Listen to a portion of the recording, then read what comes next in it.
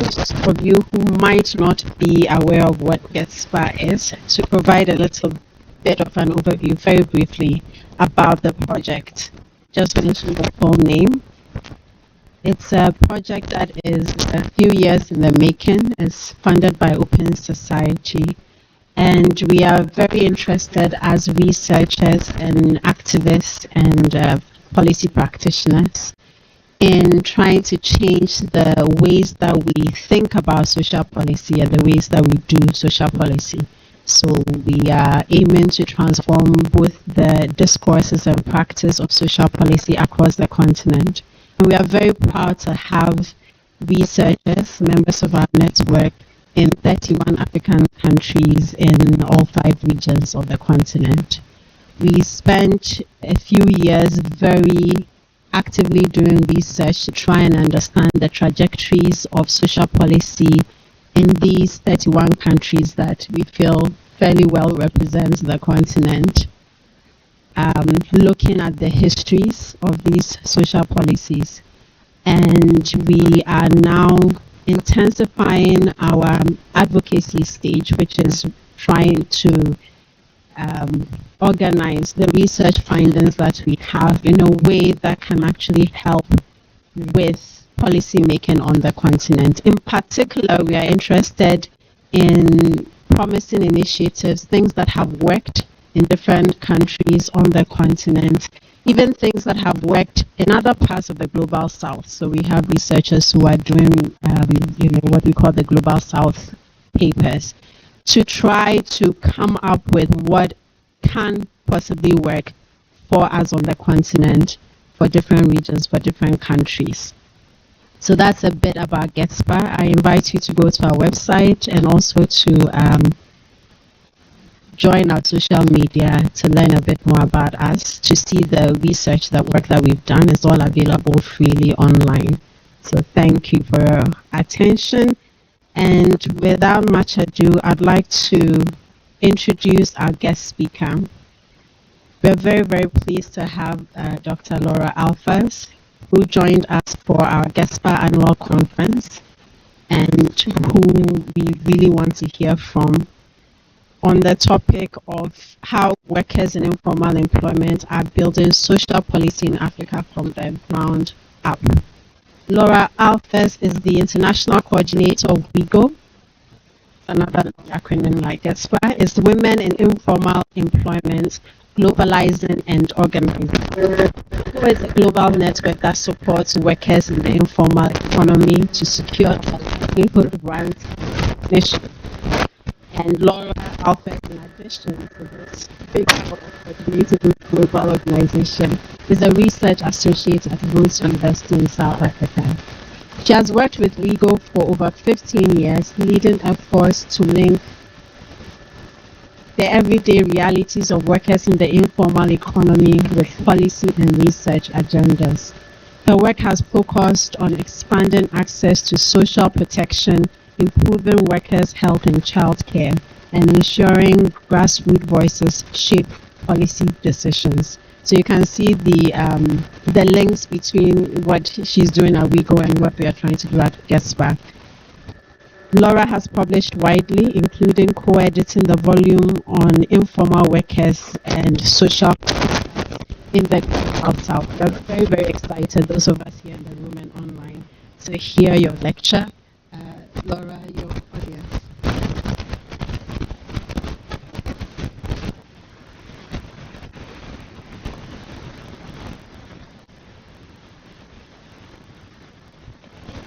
Good evening, and thank you, Nana, for that introduction. I'm delighted to be here, talking to the GETSPA conference, and I'm delighted to be here in Accra, which is where my career with WIGO started 15 years ago, and where I did my PhD research. And I'm always very excited, and I leap at the opportunity to come back to the city, which has a piece of my heart. So thank you to Prof. Chikata and GETSPA for inviting me this evening. So let me begin. What if the public doesn't only live in government offices? What if it's being built every day in markets, on street corners, in cooperatives, in the quiet spaces where women care for one another's children, share food, and pass around a few spare coins to get someone through the week? My point this evening is simple. Across Africa, it is people, not the state alone, who are building the foundations of social policy, providing protection, underpinning systems of care that are every bit as vital as pensions, insurance schemes, or social grants. This work, often unrecognized in the world of formal policy making, is where we might start to locate a different idea of where and how both the public and a transformative social policy for Africa are being forged. But my point is also not simple. That the work to do this is hard and long, full of contradictions and tensions, and often it's quite hard to see whether it's going in the right direction. Even so, I argue, we need to keep thinking about it. We need to examine carefully what is being built from the ground up, being clear-eyed about the problems, but also the opportunities they present for building something new. Because we need people-powered solutions. We can't leave it to the corporate private sector to fill that space, and there is a danger that it will if we don't do it. So to understand this, and it's been a debate throughout the GETSPA conference, we have to enter this discussion on hybrid governance and co-production. That in reality, governance is not the role of the state alone. Governance in Africa has always been hybrid. It's stitched together from the efforts of states, markets, movements, faith groups, workers, and communities. Yet too often our social policy debates still imagine a sharp divide. The formal state on one side and the informal on the other, as if the latter is a space of absence rather than a space where something is being created. But the reality on the ground, and I think several of the presentations over the last day and a half have shown this, is that these two worlds constantly overlap. The question for us really is not whether governance should be hybrid. It already is. What kind of hybrid it is, and what kind of hybrid could lead towards transformative outcomes. Is it a hybrid governance that displaces public responsibility onto women's unpaid labor, which lets the state off the hook for services it should be providing for its people? Is it a hybrid governance which feeds into a privatization agenda that is ultimately more about profit than about people? Or is it a form of hybrid governance that deepens democracy by expanding who and what counts as a maker of the public good? And here I turn to the work of an old WeGo colleague. She's now a professor at the University of Johannesburg in South Africa, Melanie Sampson, who has studied how waste reclaimers, informal waste reclaimers, negotiate their inclusion into municipal waste systems. And I'm talking about my home country in South Africa now before I return to Accra. In South Africa around the 2010s, we were having quite a contentious debate about the ideal form of municipal waste management systems. So South Africa's municipal waste management systems operate differently from those here in Ghana and I think in many African countries, which as I understand it are structured more around public-private partnerships. We have had for many years relatively strong public waste collection systems, although unevenly distributed, with municipalities directly employing waste collectors as public employees who enjoy relatively stable employment with government benefits. Recycling, which is what waste reclaimers do, has not traditionally been a part of the services provided. And this has left open a space for informal workers to fill. Waste reclaimers sorting waste in both residential areas and on landfills, locating recyclable goods and selling them on into the recycling value chain. In countries like India, Brazil, and Argentina, there have been really innovative and important examples of how informal recyclers have been integrated into public waste management systems as cooperative enterprises. So the question then was, should South Africa be doing the same thing? And the answer was not clear-cut for those of us looking for a progressive solution beyond pure privatization. On the one hand were those who argued that the provision of recycling services should be led by the state, not downloaded onto communities and workers. It should be something that allows the state to provide even more stable public employment with benefits. Including self-employed informal workers or cooperative enterprises to do the job would be a downgrading of that ideal. A hybrid governance solution which is very much second-best and low cost. At the same time, though, it was pointed out that if the state took over the system, it would risk pushing out the informal recyclers from their livelihoods. Which of these highly marginalized people, and waste reclaimers often are highly marginalized people and often migrants, which of them would qualify for a job in a formal waste management system? Sure, we'd give public jobs to a few more people, but many more could lose their livelihoods as a result. So this point in this debate became a key point of discussion at our internal strategic review in 2015. What should our position be on these kinds of arrangements? We'd seen the negative impact of public-private partnerships before, but was this a public-private partnership? Was there another way of thinking about it? And so we asked Melanie to write us a paper, which posed a great question.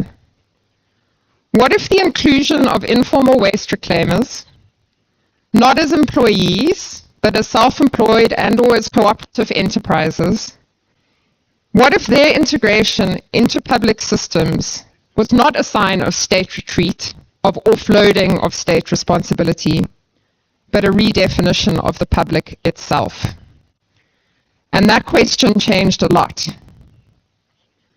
Because for the first time it allowed us to see these arrangements, what some have started to call, I've noticed, public-people's partnerships, in order to distinguish them from public-private partnerships, not just as stopgaps for weak states, but as political strategies. Strategies through which workers and their organizations are renegotiating power, shaping state practices, and widening the boundaries of citizenship. Drawing on examples from the waste reclaiming sector, Melanie developed a set of criteria for determining what could be called a progressive public-people's partnership.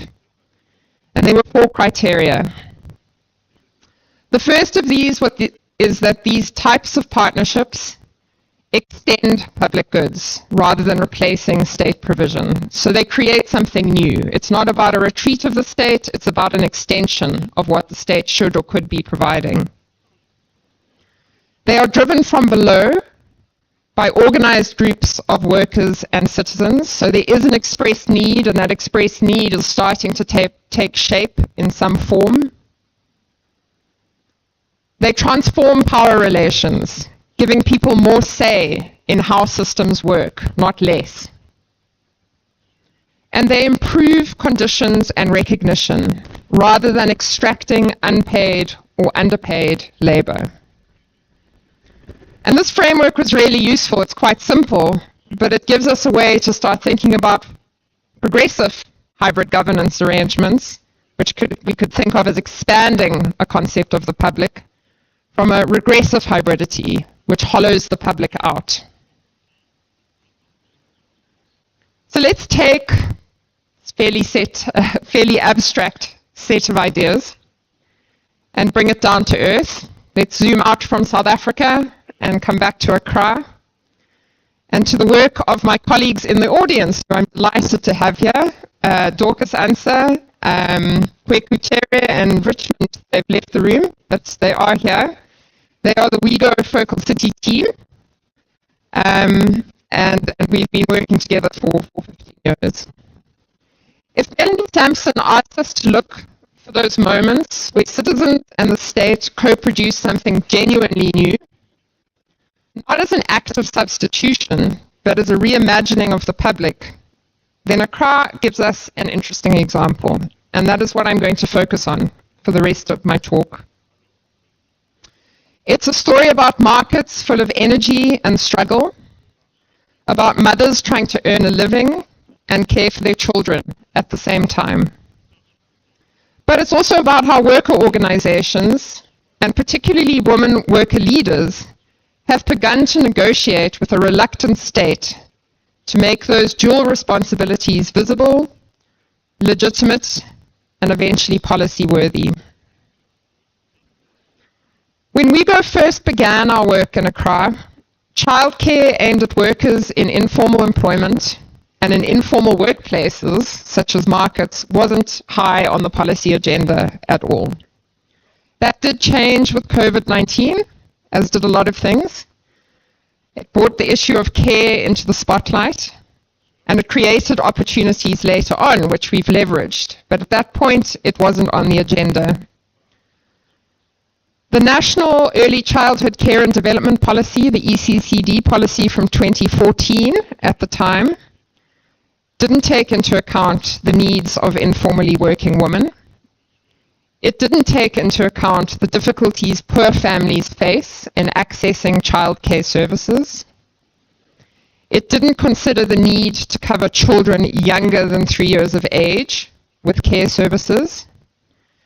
And it didn't consider that childcare provision in informal workplaces, which are also urban public spaces in many cases, may require specific guidelines and standards as opposed to those catering to formal workplaces.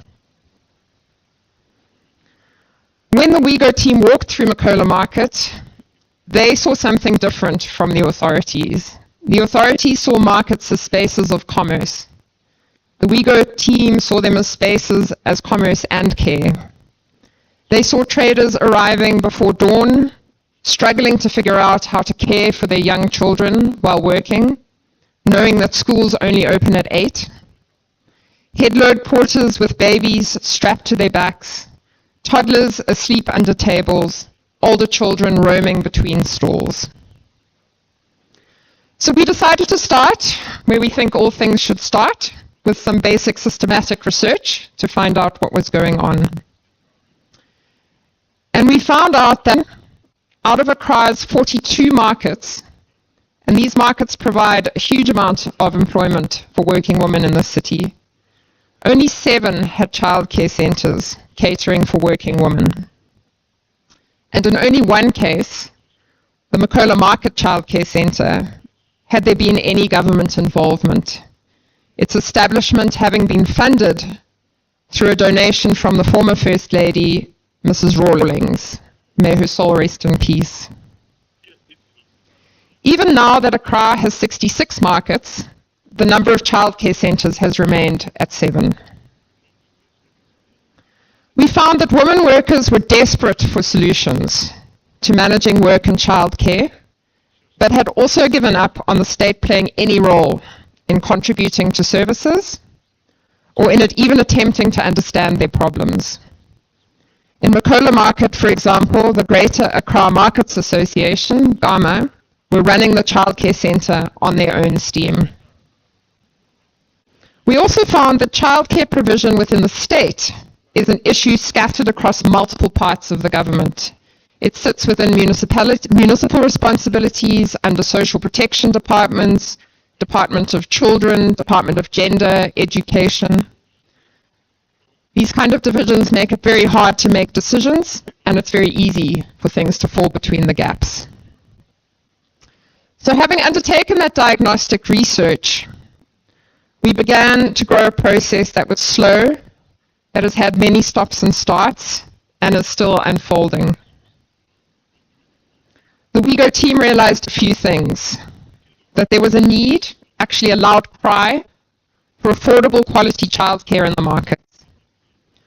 That although there were examples of traders running childcare centres and doing an admirable job, relying on them alone to do this job was not ideal. It needed support. There's a lot that goes into the running of a childcare centre. There are educational standards. There's training for carers. There are pedagogical consideration. There are health and nutrition considerations that have to be taken into account. There are standards and regulations that give an idea of what quality childcare looks like, and it is very difficult for traders who have a full-time job outside of doing this to also adhere to what is needed for a quality childcare centre. There was extreme mistrust and lack of understanding across the trader groups and the government. Traders felt the government had no interest in really listening and talking with them, and that something had to be done to build bridges across these divisions within the state, to enable the state to start talking to itself in a more constructive way. So what to do? This is where the idea of building a reference group emerged, something that could build trust slowly and through joint practical action. It brought together market women, childcare workers, the Accra Metropolitan Assembly, the Ministry of Gender, the Department of Children, and early childhood development specialists. It sounds technical, but it was in those meetings, where workers and mothers sat across the table from bureaucrats, that something begins to shift. And Dorcas described it later. With the reference group, we tried to help people to forget about their own empires and interests. We took them out of their conflict zone and said, look, this is about the future. It is about Ghana. And working together, that reference group did a couple of crucial things. First, it gave legitimacy to the issue, that the issue of providing childcare for informally working women was a real issue for policy. Second, the reference group sat down and started listening to one another about their problems and coming up with solutions together. And from that process emerged the guidelines for childcare in markets, which recognized that centres in informal markets have different requirements from those in formal workplaces. The guidelines include provisions on standards and best practices, monitoring indicators, COVID-19 precautions, governance structures, administrative procedures, collaborative partnerships, an important one, financing, making the case in particular for municipal budgeting towards financing for public childcare in low-cost settings, siting and building considerations, and registration requirements. These guidelines were fed into a revised national early childhood care and development policy, which was passed by Cabinet in June 2025.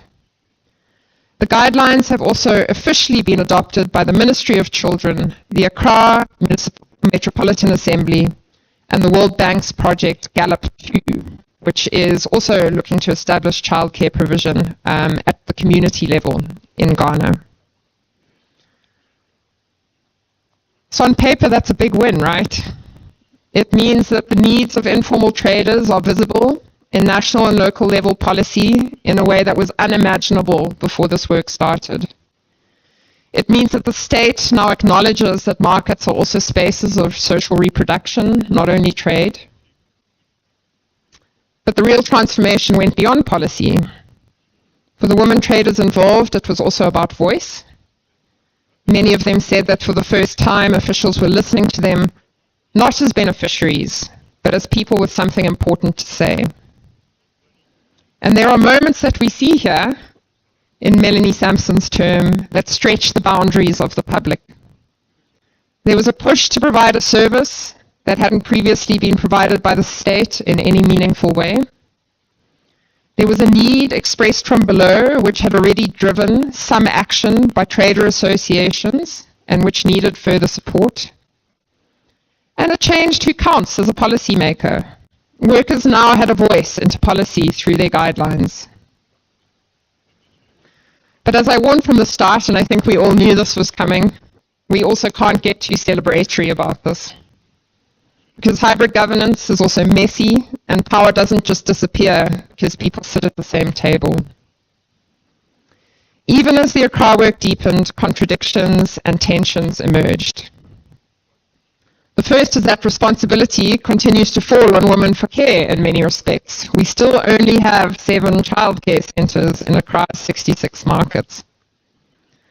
The city and national authorities have recognised the problem for sure, but public financing is needed, and this remains elusive.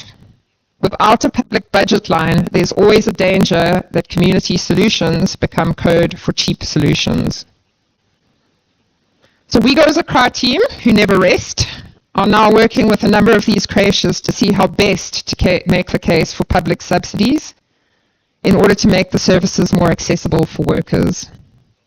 And we are now starting to think about how to harness the tools of budget analysis to get us there.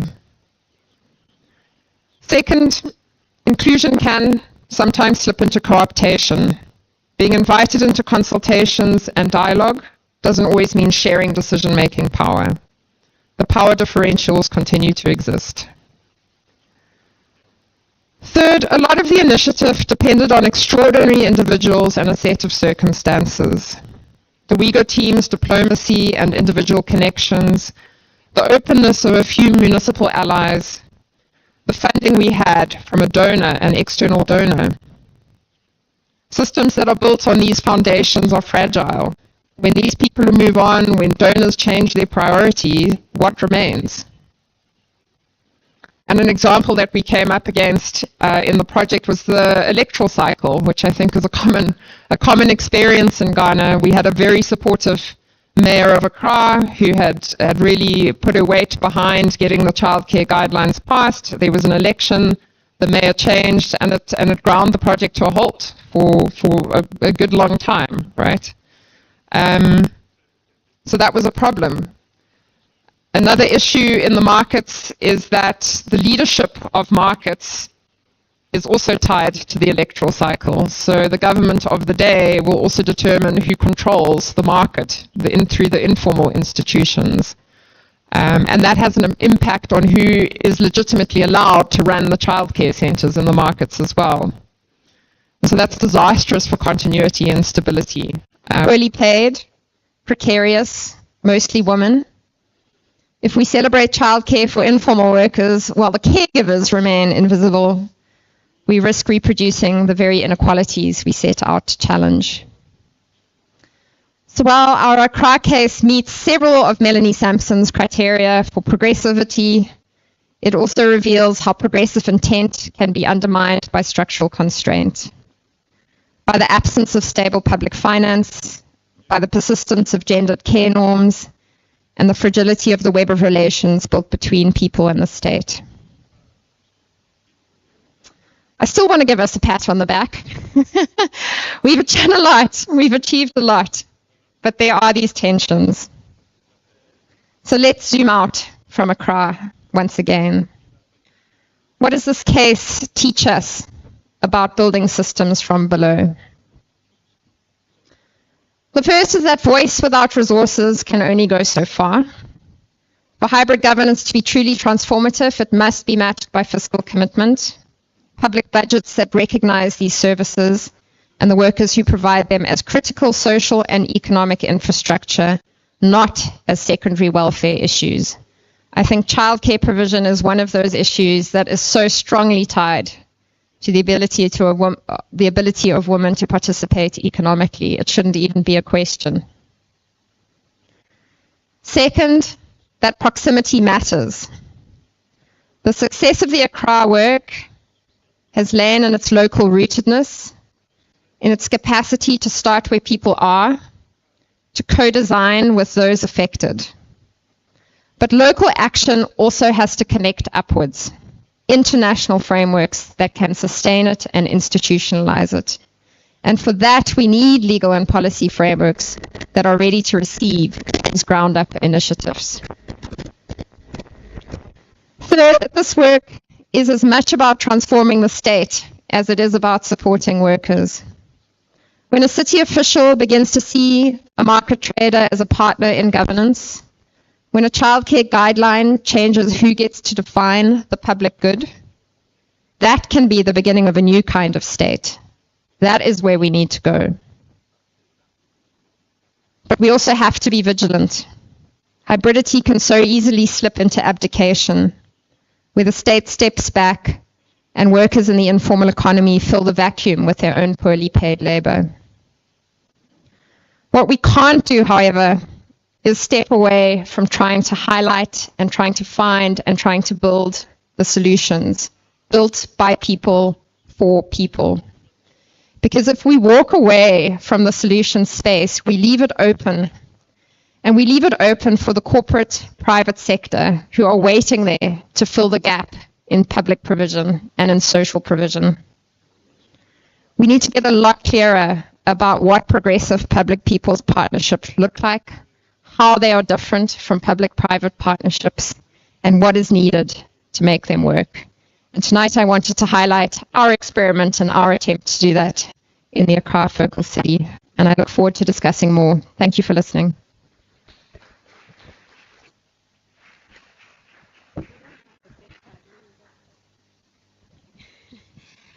Thank you so much, Laura. We don't have a huge crowd, so I don't think we have to get so formal. So, and we do have time. So I'm going to hand the mic over to Laura. Please raise your hand if you have a comment or a question. Would like to remind you that we are using 2 languages this evening, English and French. We have the interpreters at the back. So if somebody does start speaking a language you don't understand, please pick up the earphones over here. I think French to English is channel 1, and then channel 2 for the other way around. So yes, we are ready to begin a conversation on this really interesting set of cases that Laura has presented us.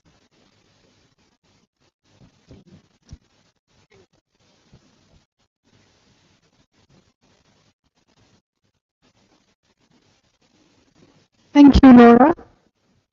My name is Hani. I'm from Egypt. I just want to add just a comment on to mention the famous French collectors of Egypt, because it's a very well-established case study where the marginalization was across religious lines as well, because these were migrants and Copts in a Muslim context. And they had been self-organized, and the story of how the state tried to encroach on their business, and it's still a messy story. And I think it's really well worth engaging with it, because history is so instructs us in what happens the day after. So there was an equilibrium, there was an accommodation, there was a happy outcome that very quickly faded. And that's my second point about the care in markets. I think this is one of the situations where even women were inspired by some of these experiments, and they promoted this as part of their famous safe cities approach. Cairo was one of these safe cities. I was very happy to have done an evaluation of safe cities after 10 years, and an evaluation that was embargoed by UN Women because they didn't like the outcome. And it's all about the day after, the day after the success, the day after you get the care workers and set up the markets and convene these committees. And I know I was really glad you mentioned this, that how success fades. But I'm wondering if you don't want to also reflect on the fact that there are power differentials. It's very difficult to wish it away and say that there is a solution. Some things don't have a solution, and it's because there really are entrenched inequalities. So how do we frame this? We frame this as an adaptation to these power inequalities, or, I mean, what are your thoughts on this? That informal women workers really have less power than male counterparts or formal workers. Thank you.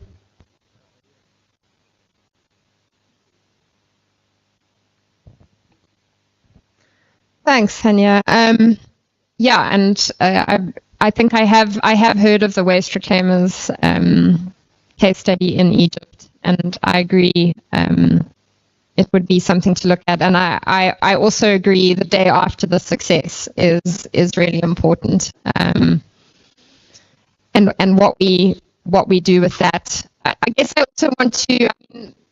The problem with the solution space is that, and I think it's been brought up in the conference, is that it can so easily, in the search for solutions, depoliticize what is going on, right? And it certainly drives me crazy. Sometimes dealing with international organizations who are desperately looking for the solutions that they can sell to a government to adopt, and then they can claim that as a success. Because it never really gets at the messiness and complexity of how these things actually operate. I suppose my concern at the same time is my last point, that the private sector are always waiting there with their solution. And that if we sit there just saying, okay, well, solutions are apolitical and we can't come up with any solutions, the private sector service provider doesn't have that problem. They're like right there looking to make a profit out of public provisioning. And that's really what I wanted to highlight. I think you're right that power differentials exist. I think that some of the work we've tried to do is to mitigate that through setting up these kinds of structures where dialogue can exist, to try to create forms of institutions which help to equalize some of the power dynamics. I don't know if this is going to work. It may not. But I do think we have to try, and we do have to experiment. Just because, I'm working in the childcare space at the moment in Africa. I think Marion Omar mentioned this as well, that the social enterprise model is being positioned as the solution to childcare service provision in Africa at the moment. And we don't have anything to come back at it with. Because governments, UN Women did a costing on the cost of childcare provision, and it was so high they wouldn't release it for fear of turning governments off providing childcare. So, when you've got that case, the low-cost child social enterprise solution seems like a no-brainer. But we know that these kinds of things are also going to downgrade workers' rights in the care sector. We know that no social enterprise is going to be able to be profitable and cater to really low-income people. So what are our alternatives? I don't think we can sit back and just say, there's so many, I come from that background as well of pointing out the difficulties. And yeah, it's about trying to balance acknowledging the absolute difficulties, and in some cases, you're right, the power differentials are just too huge, and there's actually nothing we can do. But there are ways, in some cases, that we can try to mitigate things through the building of institutions and through the way that we feed these solutions up into institutions so that they solidify and create some kind of ways of rebalancing power. And it comes, the framing of this talk comes from a real frustration with this situation of either or. Like, what are we doing to find the middle ground? Yeah. Thank you. Just to say, those of you online, I am joining the Zoom. That's what I was doing on the side. So if you do have questions, I'm not sure whether we can project sound. I'll get confirmation, but you can certainly write your question in the chat. Okay, please go ahead. Are there any other hands up in the room?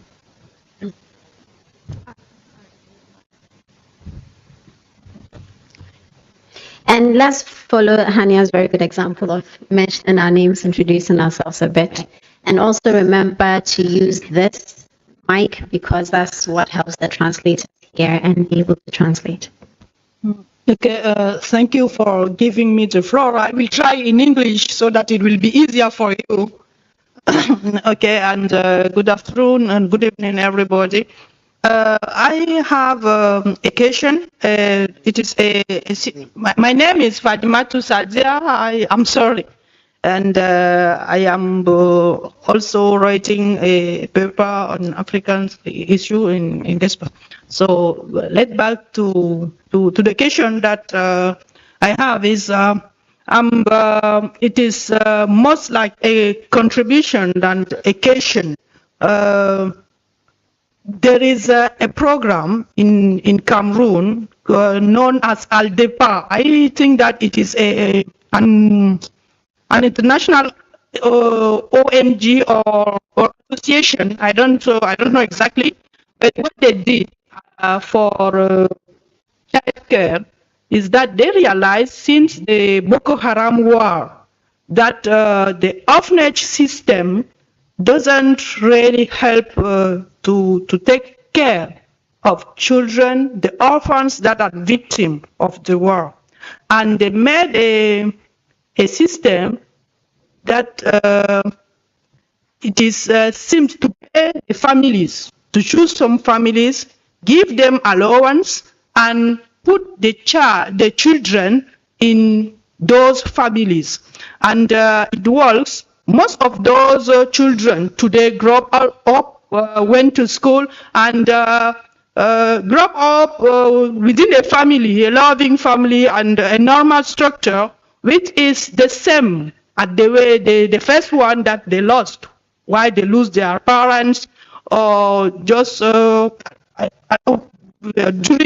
the war, and it works. I believe that even if the government, we know that we are waiting the solution to come from the governments, and we know that the government will never solve all the problems. The private sectors will never solve all the problems. Maybe this is a model which can be used so that the children will be taken care of, for example.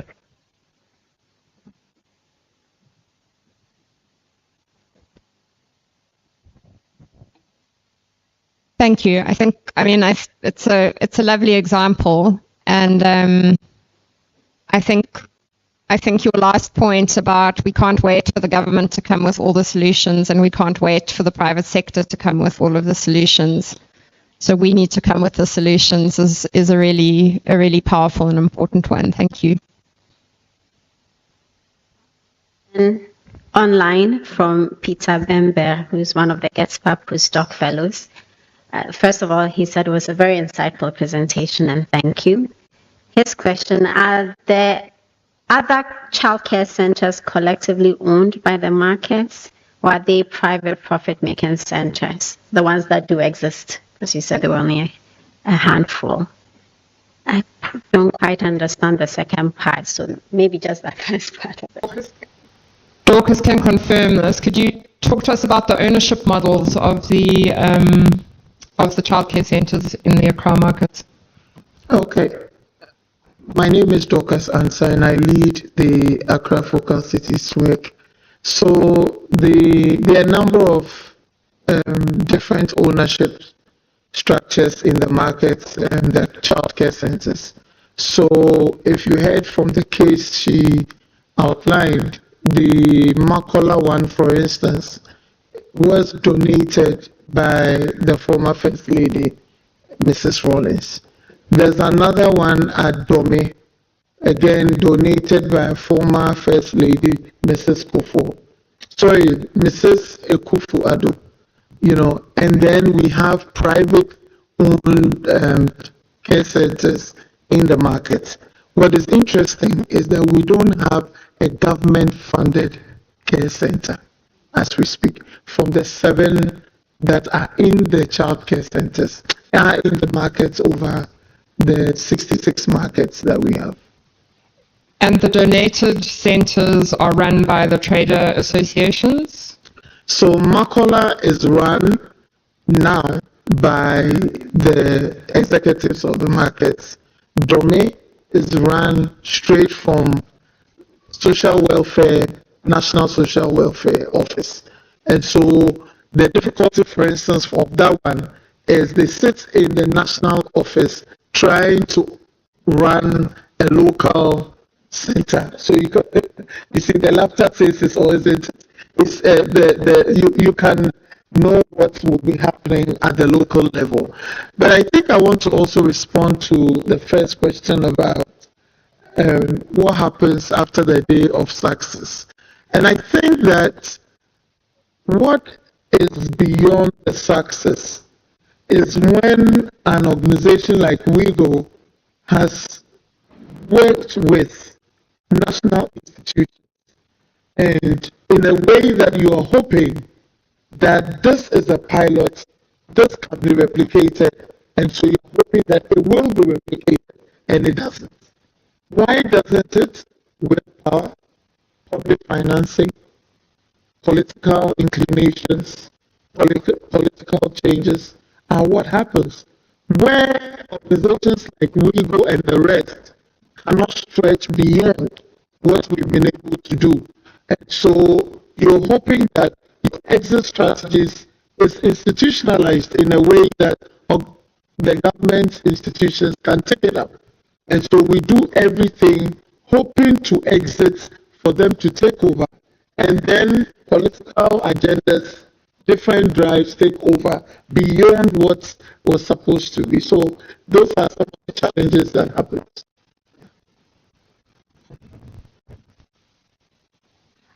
I have another question from online. This is from Jifato Vike, who's research at ISA at the University of Ghana. She says, very timely presentation. I don't know whether this is tongue-in-cheek. Says these findings should inform the design of the 24-hour economy markets in Ghana. The 24-hour economy is a campaign promise, soon hopefully to be a policy at some point that our current president came up with. But she's curious also about what safety requirements are needed to make childcare centers and markets safe, because I think you talked about all of these regulations and standards, so she would like a little more detail about that. Can I come in before Laura? So the first one, we are actually working with the Ministry of Gender very closely. And so what are we saying? We are saying from the findings that formal creches can open at 8 and close at 2. Informal sector or the markets, 3 a.m., the markets are opened. 6 p.m., the markets are just about closing. So what kind of system can a government put in the policy? And so we actually worked with the policy, with the ministry to amend the policy. I understand it's been passed in June. We're waiting for to launch it. When it's done, we're hoping that some of the findings that we worked with will be in there. And if it's in there, the timing, for instance, will change. And if the government actually now run the crutches, then we are hoping that they will put in stuff in there. They're going to pay the caregivers. They are going to do the security stuff that the person is asking and all of that. So these are some of the things that we are hoping that the new policy will have, but we're yet to see it. I would also refer the person who asked the question to our guidelines on childcare and markets. They're up on the WIGO website, publicly available, and they have a pretty comprehensive set of standards, but which are appropriate to informal workplaces. Some of the standards for safety and stuff like that are that you'll see for formal workplaces, they just don't fit in a market, right? It's not to downgrade the standards, but it's to make them relevant. And so those are publicly available online. Yeah.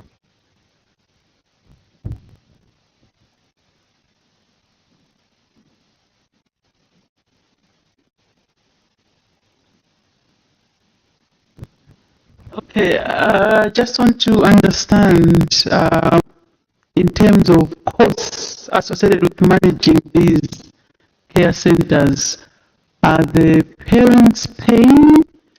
Because when I'm trying to compare that to maybe to the ones that are provided by government or the private sector, maybe the ones that are provided by the private sector will be a bit expensive. But what about the ones that are maybe provided by government? I know, like in Malawi, I didn't introduce myself. I'm a postdoc but from the University of Malawi, we have care centers that are run in the communities by volunteers. But of course, the standards are lower, but they can work to help some parents or some mothers. So let me understand in the context of who. So I think the seven creations have different arrangements. I know the Makola market one from when I studied it in that first study we did. The traders run the center and they do charge to keep things going. But it is very low cost, and if people can't, they will always sort of try and make a plan to still have the children.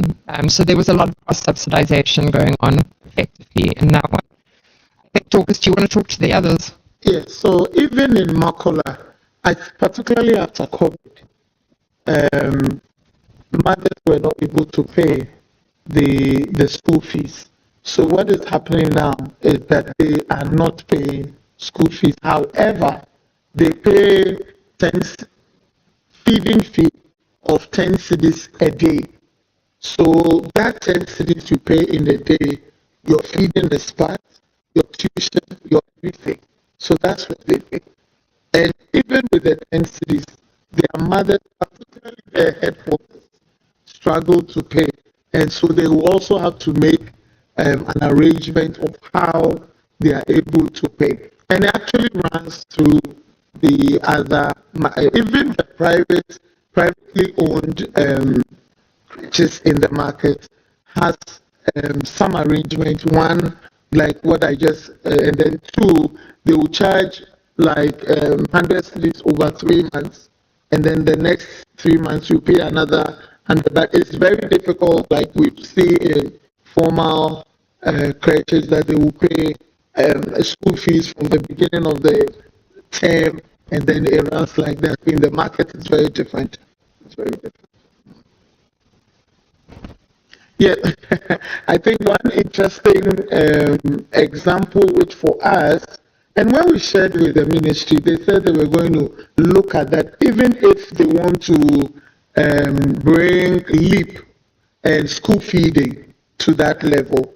And an example of what happens in Makola is the fact that the ingredients or groceries that is needed for cooking for the kids is donated by the market traders. And so if, for instance, today I'm the headmistress and they want to eat yam and contomere stew, then all yam sellers are in trouble that day, contomere sellers are in trouble, fish sellers. So I step out and like, okay, you give me one tuber, another person gives me one, I need 10. So I go around and take 10. And I know those I have collected from on Monday. If we have to do same on Thursday, I know the next set that I have to go to. And so they pride themselves with having the first class fresh food for the kids.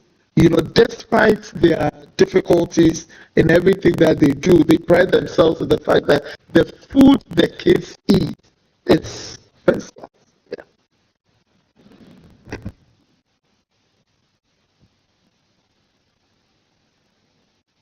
Is it working? Thanks a lot. This was extremely engaging and inspiring. You mentioned co-optation when you were speaking about the messiness of the process, and I was wondering if you can just expound on that. Co-optation of whom by whom, and like what lessons can we draw for this hybrid governance model?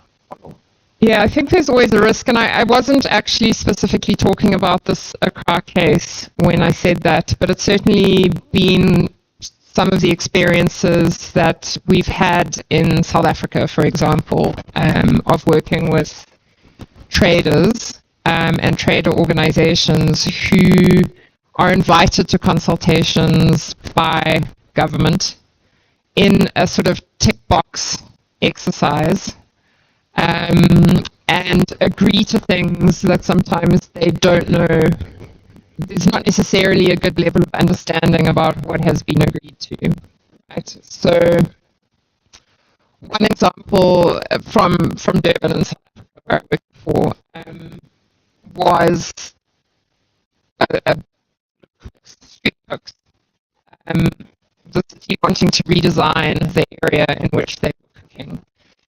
And they invited the trader leaders into a conversation about getting their sort of approval about the new facility that we're going to create for them. But they just presented a set of really complicated architectural plans to traders and said, what do you think? And the traders had no sort of like way to understand these complex architectural plans. And we're like, great, we're getting new facilities, excellent, sign us up, yes. And in that way, we're kind of co-opted as cheerleaders for the local government's plan to take it back to their constituencies and get everybody to sign on and support this rebuilding. When the organization that Rigo has worked to support in this particular market realized what had happened, they are architects themselves. They took apart the plan and actually worked with the traders. They did a chalk drawing of what the plans would actually look like in reality and got traders to stand in the plan. And when the traders stood in the plan, they were like, no, we can't actually agree to this, right? So that's just an example of how leaders can be co-opted into an agenda that they sometimes, and I'm not saying it's always unknowing, that they've been co-opted into a sort of agenda that perhaps they don't really, understand for a start, and there's been no attempt. I mean, it's this thing about what consultation actually looks like. Because actually what consultation really should look like is what Asiya Etapuleni did, which was by drawing the plan out and getting the traders to actually stand in it. Whereas what a lot of government consultation looks like is, this is our plan, do you agree to it? And so people can unwittingly then sign up and start selling this to the people who are going to listen to them on the ground. That's one example. I think there are other examples where organizations, because we can't just assume that trader organizations or worker organizations are inherently progressive, right?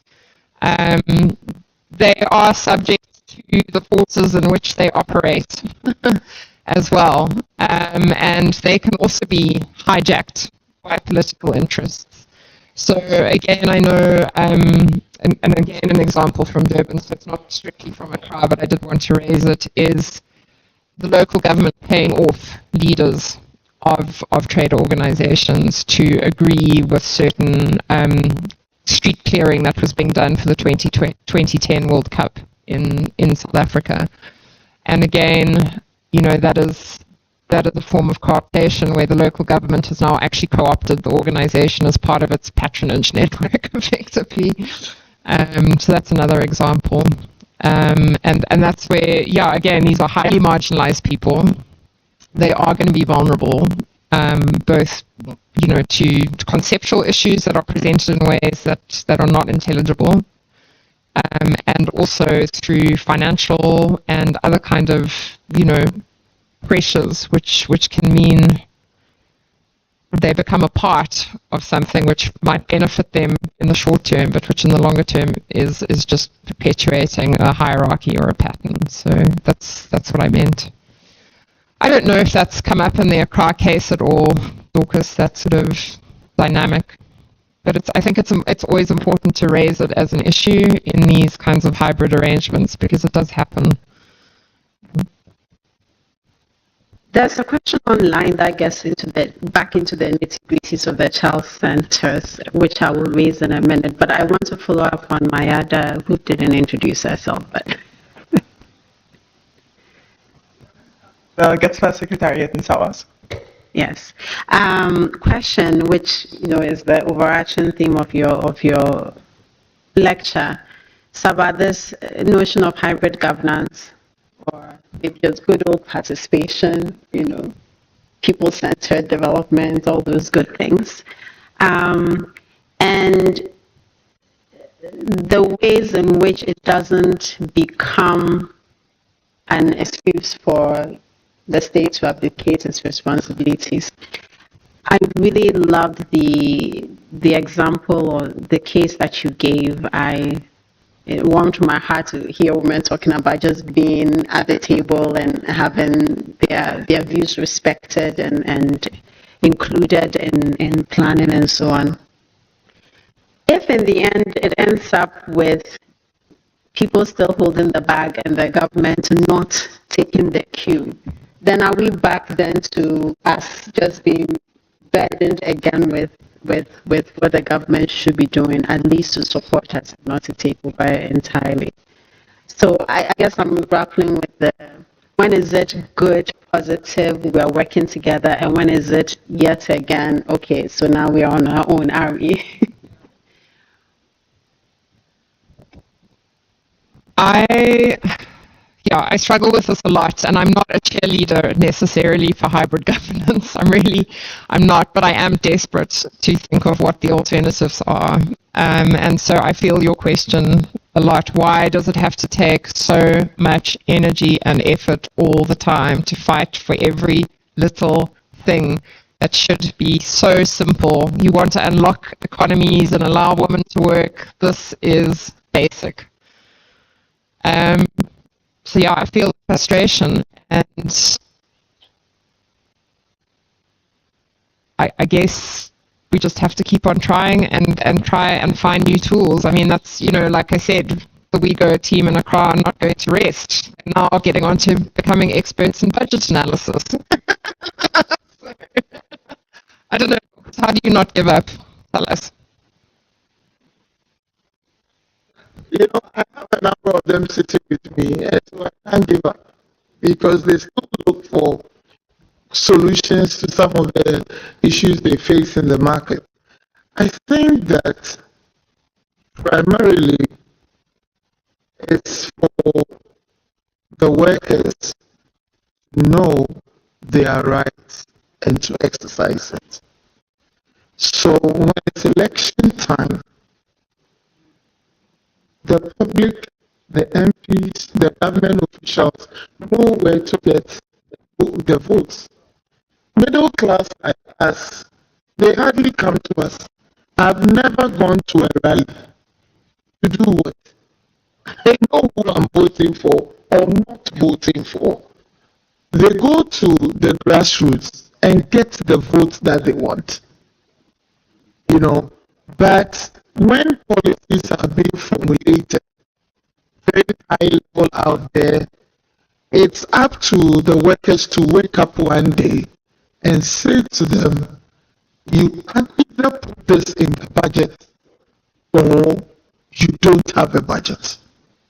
Then the budget will be genderized to the issues of the markets or even vulnerable people in general. Sometimes when we have engaged government institutions, they've said to us, so we have social policies that have all of them included. So for instance, there's LEAP, there's school feeding, and it is for vulnerable people. I don't need to mention names of everyone who is vulnerable. Then I asked them, how come when COVID came, everybody was looking for the informal economy? If you knew them, if you knew where the vulnerable people were, why were you looking for them? Why will you just throw food for whoever catches during COVID?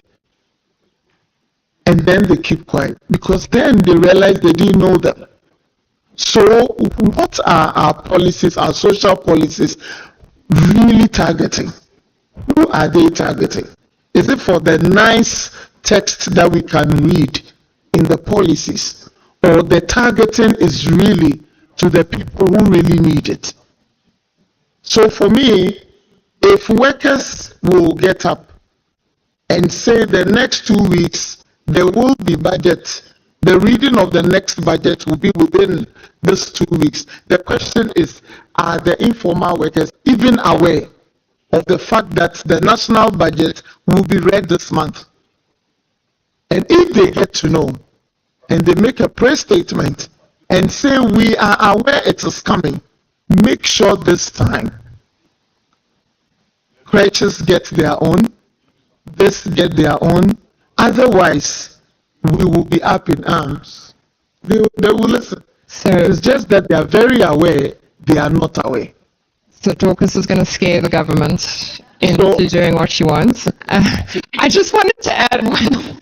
I just wanted to add one sort of point. Is it came out of something Jimmy Adesina had written, saying that the history of social policy development in Europe was slow and long. And a lot of it was built from people's cooperatives and people's mutuals and the stuff that people did from below, which became institutionalized. But that pressure has to continue, right? And at some point, there's some juncture in society. I think it came up in one of the presentations earlier today. There's some kind of thing that happens that allows things to catch. And perhaps what we have to do is just keep building that, I think Adele referred to thick transnationalism, but thick social policy from below. I mean, not social policy, but this kind of pressure has to thicken from below over time, even if it's not catching, and then at some point, something's going to change. We have to be ready. I think that's something that motivates me as well.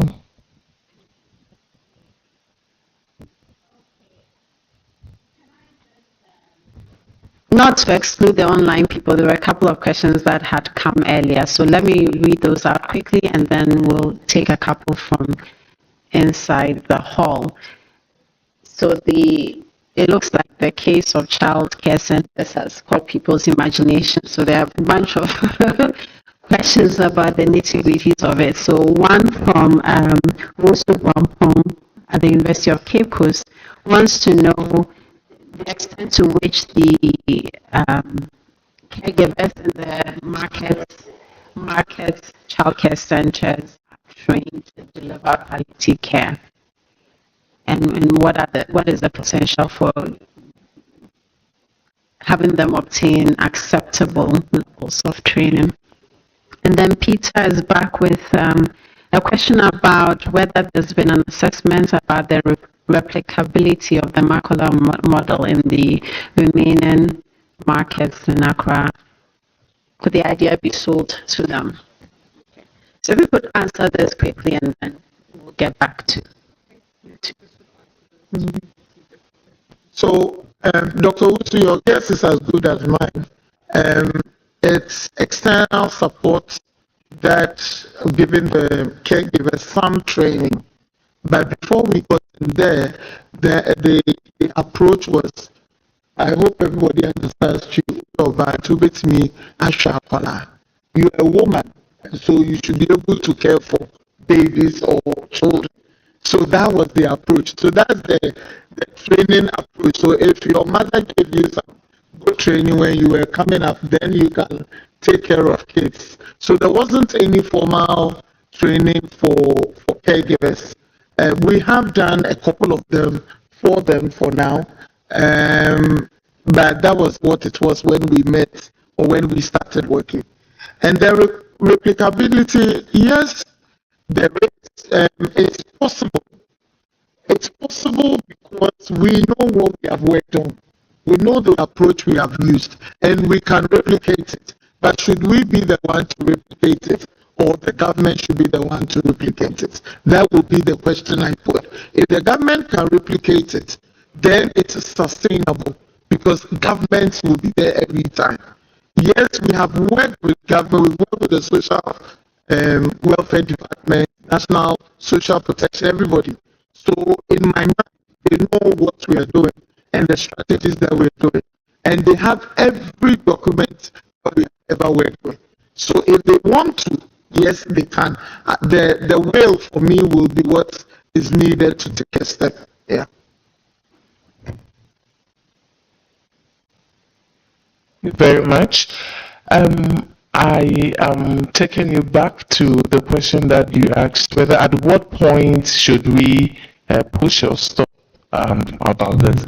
I want to talk about two things. So um, sometimes, yes, projects like this are successful because funders are in there. But the question here is that policy-wise, what is going to be the succession plan? So is the succession plan given, when you are exiting, are you giving it to the government? And the question is government ready to take it? So if government is not ready to take it, looking at the hybrid thing we're talking about, then can we consider also the beneficiaries of that particular project, which they are saying they are supposed to be seen as partners from the onset? They shouldn't just see themselves as receiving end, but as partners. What I was excited to hear about how they come up with their food. So you take it. It means that the child care centers is very important to them, and they want to also take care of their children. So at this point, can we turn it to be a self-help project where they become owners of the care center? So I'm thinking we could look at these two areas as well. Thank you. Could you mention your name and My name is Anita, and I run an NGO for children and women in Ghana here. Thank you. thank you. Thank you. That's a really good question. I just want to point out they're not beneficiaries, they are policymakers.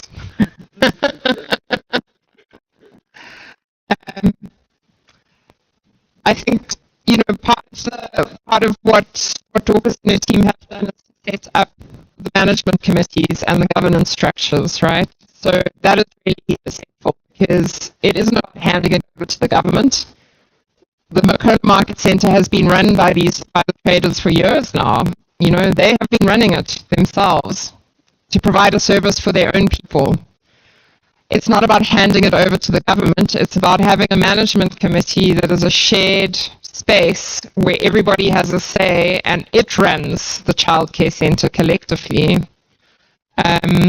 Let's see how that works out, because I think that's going to be really, is that the next success, that we can keep those management committees functional and balanced in terms of power dynamics. And the idea would be to ask the state for public subsidies to help pay decent wages to the care workers and to subsidize some of the food, and for that to be a part of the municipal budget. It doesn't necessarily mean the state then owns it. It's a hybrid arrangement in that sense. Yeah, I think that's right, Dorcas. Yeah.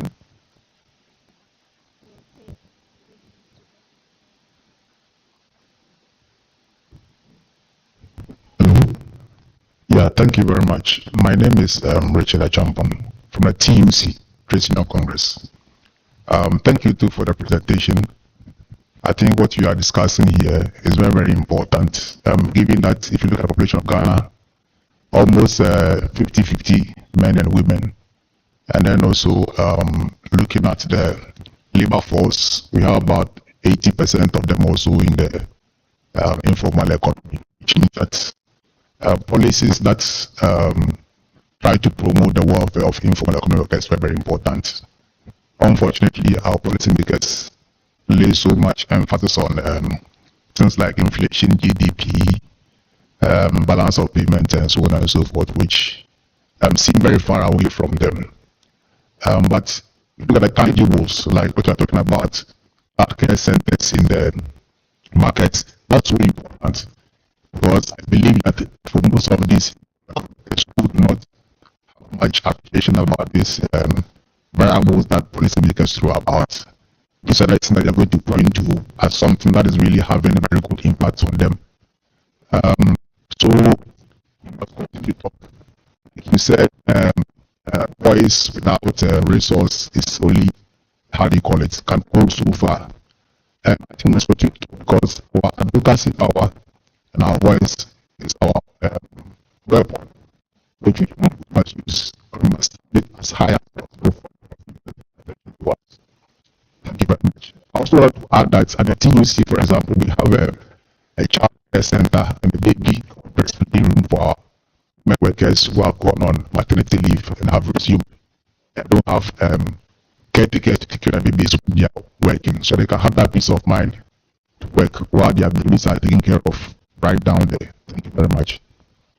Walking the talk, that's great. I think that was more of a comment, but you might still want to respond. And then Anama at the back. My name is Anama Mensah, student at CSPS. I think it would be interesting to know what pertains in the 59 other market centers. So what is it? I like the laughter from Dorcas and her team. What's the alternative there? What's happening there? Because out of the 66, if we have 7 having the daycare centers, and even with this, there are issues there. What's happening with the 59? Probably I'm looking at the results and then wondering if that could be compelling enough for government to now replicate what you are doing with this. That is my first submission. And then, in recent times too, there have been conversations on the care economy, and the issue or conversations on the child care is becoming quite interesting. And of course, whenever we're talking about market-centered childcare centers, you can't take away the former First Lady. I don't know what happened to that model and sustainability of that model. What happened to it so that we don't have the situation of once again having a model and then sustainability of a new model. So what happened to that model that was, in the 80s, early 90s was there? And then the issue of cost. Cost always comes up with childcare centers at the marketplaces, but then also there is the issue of quality. In as much as possible, the childcare centers feed into the mainstream schools, and that is where most of the time the issues are.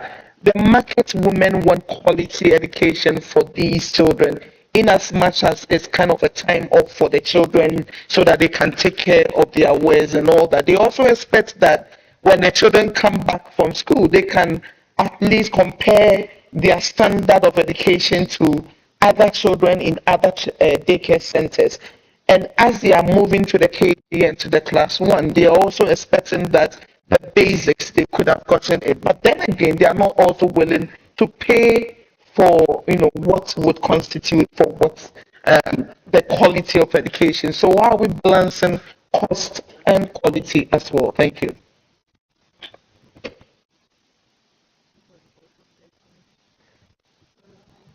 Dorcas question. I'll take my second degree after asking these 3 questions on social policy. So since I'm a senior to her after doing this, so you give me my graduation this afternoon. Because these 3 questions are so loaded. But I will start from the last one, which is quality and cost. I think everything we have been doing is to highlight quality and cost to government and whoever wants to listen, because the level of workers we are looking at,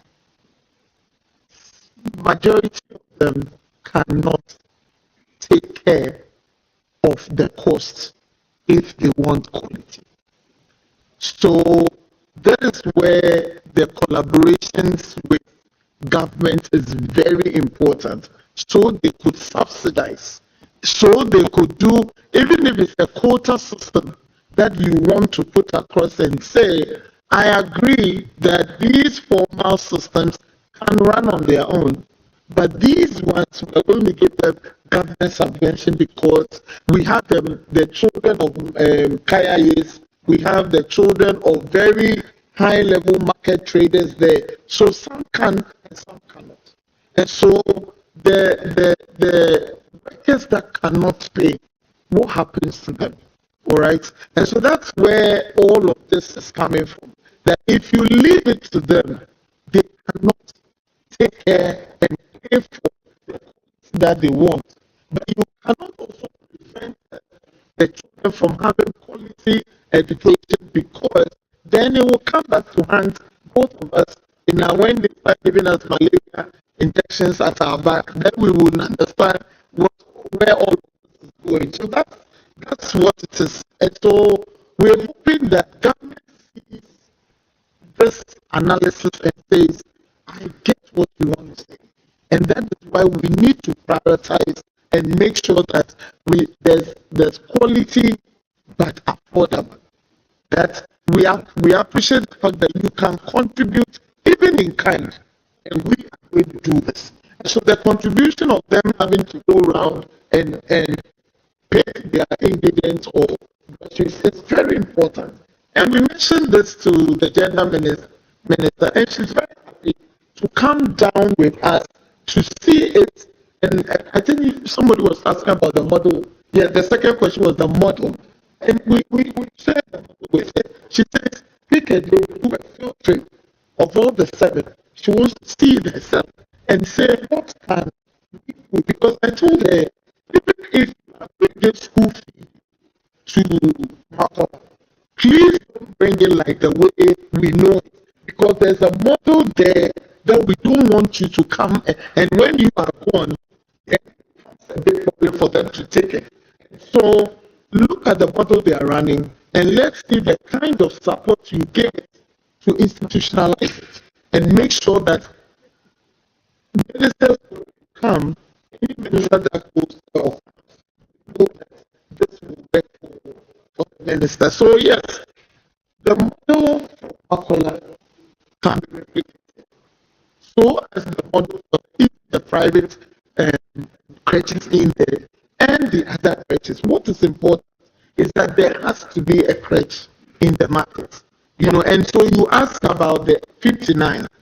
And actually, I'm going to spare you that trouble because because we are running out of time, but also because the conversation is getting very Ghana specific, and we also want to remember that there are people from other countries, and I think what we are interested here are the lessons that can be learned and not maybe the nitty-gritties of what's happening. Makola, which is fascinating, for those who may not know, Makola is our biggest open-air market.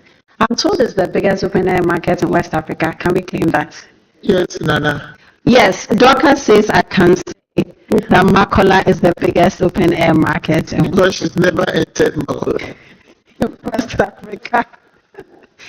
So it's and of course it's also a site of women's work. So a lot of research on women's work, lots of anthropological work, sociological work, economic, histories have been written about Makola, and we always find it fascinating, especially those of us who don't enter Makola often. So I'm going to make Dorcas available for those in-depth questions about Makola, but perhaps now we have just one last round of questions. I think I saw a hand here, and this is the last chance, so going once, going to Hania, yes? Okay, so we'll have 2 questions and then bonsoir à tous une fois de plus, je suis Clavel Lomba. J'ai remarqué que la plupart des interventions qui ont été faites. Just get her earphones.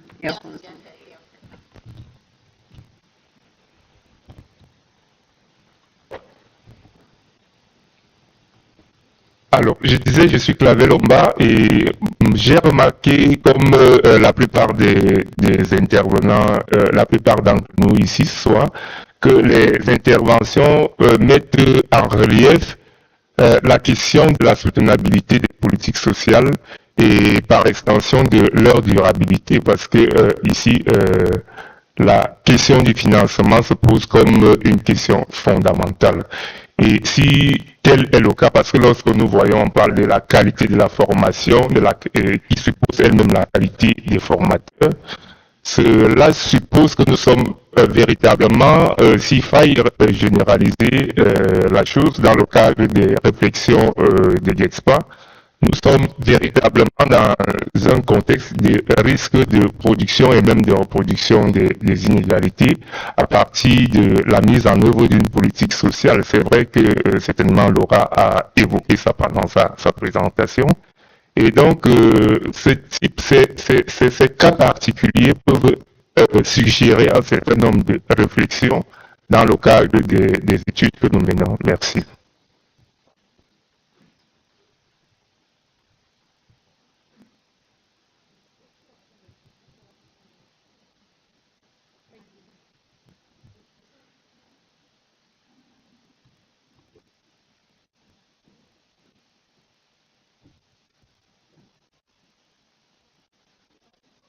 Very brief, but just wanted to flag that in Egypt now, I'm involved in trying to design a voucher scheme.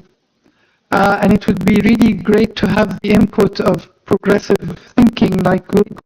And the idea of the voucher scheme is rather than work with ministries of gender and so on, to work with ministries of finance. And the voucher would go to the care provider, contingent on care workers being insured, and with guidelines that are being collectively worked on. And the idea here, yes, there may be social enterprise who would benefit from this, I admit, it's not ideal, but also cooperatives would benefit from it, and also private carers, and so we need to think really about hybrid governance as hybrid regulation, and hybrid models of governance that lock people into more accountable relationships. It hasn't started yet. You know, it's availing the money is going to be huge because this is a non-targeted scheme. So everyone gets it, all children. Trying to claw back the money through taxation from the better off, trying to keep it, to price it so that it's not attractive for high-end nurseries and private nurseries is a challenge. But I really do think that taking this work further could be beneficial. And thank you for the presentation. I think you raise a very important point about working with ministries of finance as well, because that's really where it's at, isn't it? I know from work in South Africa, you can do all the work to make progressive policies through the Ministry of Social Development, and then it gets to the Ministry of Finance and everything dies. So, yeah, that's a really interesting example, Helen. Thank you. I'd like to chat more to you about what you mean by let's shift from hybrid governance to hybrid regulation and what that locks people into. I think that's an interesting point to think more about.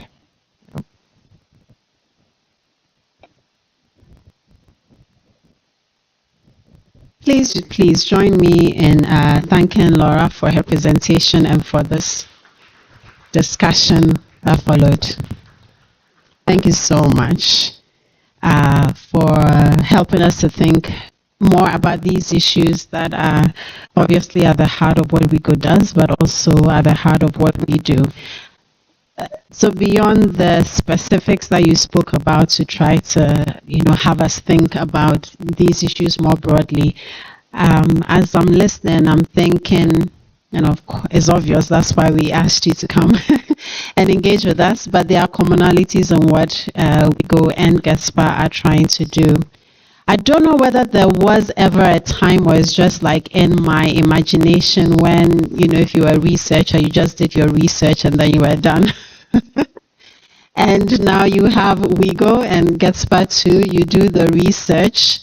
The example you gave about you see a problem and then you do the research and then you put it together and then you go and present it and then you try and advocate for it. And we have to do all of these things if we research, policy influence, advocacy and all of that, and even learning new skills like budgeting and so on, if we want to actually influence policy. It's a burden, it's a big task, but it has to be done because we're obviously first living on this continent, so it's an existential need, but also because we are people who do care about leaving the world a better place. So thank you so much for giving us just one example of how we goes about thinking about and doing exactly this.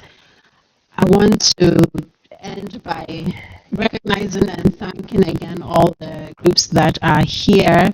I think you would have figured out already, but just let me formally say thank you to the GETSPA researchers, including postdocs, members of our advisory board, members of our technical committee. These are people. I'm not going to try and start listing countries because I will leave maybe one or two out and get into trouble, but we have people from Western, Northern, Eastern, and Southern Africa. So I want to thank you all for being here. Can the GETSPA folks just raise your hands so that people know? I mean, the GETSPA researchers, technical advisory members, yes, all of that. Thank you. And then at the core, the GETSPA secretariat, the people who organize all of this, I see them at the back still. And the interpreters and our sound and video folks, thank you. You heard a lot from the WIGO team. That's the WIGO, what do you call yourself? Country team members led by Dorcas, but also workers that WIGO collaborates with. And thank you so much for making that time after a long day to come here. I recognize CSPS, that's the Center for Social Policy Studies at the University of Ghana. So the director was here a while ago, but I see at least one researcher here and another online, so Antoinette and Ernestina, and then Nanama as PhD researcher. Thank you. Trades Unions Congress, thank you so much for coming. Really appreciate that. And then the people online who are a mix of all the groups that I just mentioned, thank you for sticking it out, especially when we started late, and for contributing. So thank you, online folks. Okay, well, we have done a job. I mean, for the GETSPA folks, we started with the conference in the morning and then checked over here. I think we all deserve some refreshments, which are outside. Inside. Okay, Esther. Inside. Yes. Get it outside and okay. You have the mic, so could you please let us know? We will sit for the refreshments. We can mingle though, right? So thank you all once again. Thank you, Laura. All right.